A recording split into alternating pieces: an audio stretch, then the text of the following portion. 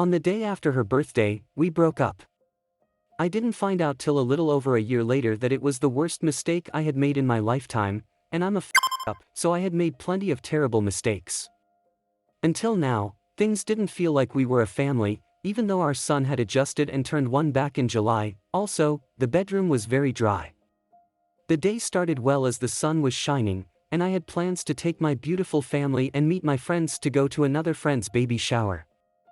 This was the first time some of my old high school friends would see my handsome son and his gorgeous mother. Still, as I was getting ready, Arya told me she did not feel like the party because she had a headache and felt sick.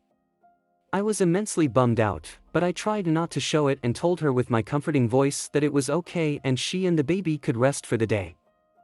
I ended up riding with my best friend and his family, which made me jealous that he got to show off his wife and daughter while I showed up all alone. Don't get me wrong, I was surrounded by friends, it's just that I was really looking forward to showing how much I loved my family.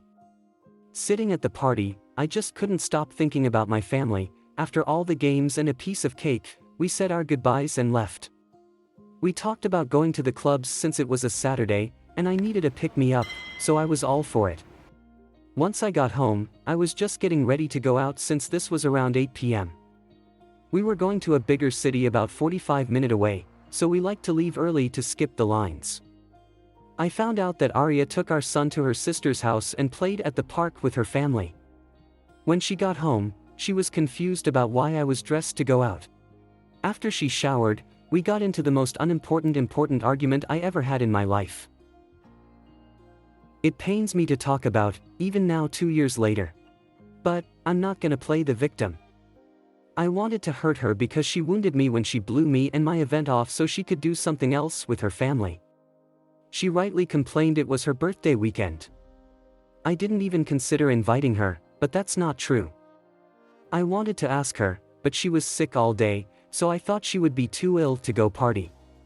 It was a petty way of thinking, and I will regret how I handled that moment for the rest of my life. She ended up telling me she was done. She's gonna move out if I went. I didn't know it then, but as she sat there refusing to look at me, she contemplated all the wrong stuff I had done to her and added it all up. She added that night to the list because I went anyways. I didn't think she would actually do it, and even if she did, maybe some space would be good for us since I wasn't feeling the love from her anyways. Looking back, everything terrible that had happened since was my fault. And I could have stopped it if I was to man up, quit being petty, and worked it out with her. This was the pinnacle moment that sent my life into a downward spiral. She moved out. And it hurt. But I thought it was for the best, and of course, I was wrong. A month went by, and we remained in touch since we had to exchange our son between our job schedules.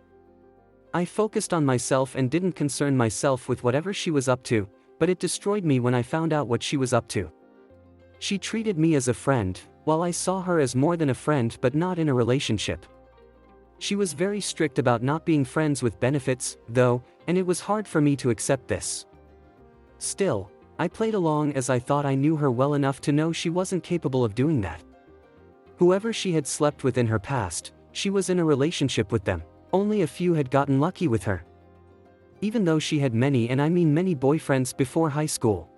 So that was the one thing I counted on to not stress about losing her.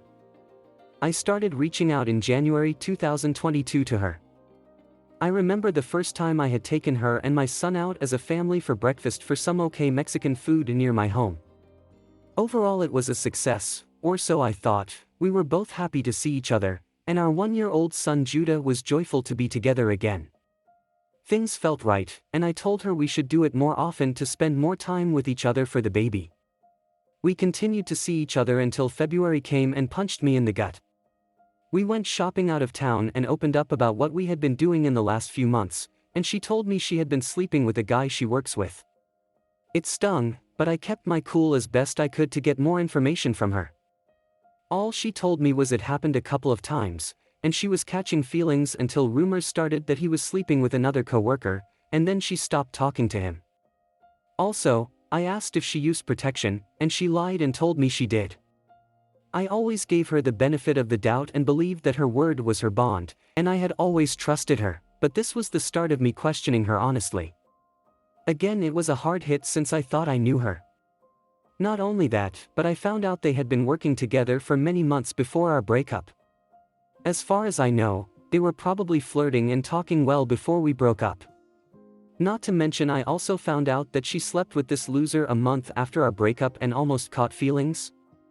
It all happened too fast, but I was relieved she told me it was over, and since we weren't together then, I shouldn't concern myself with it.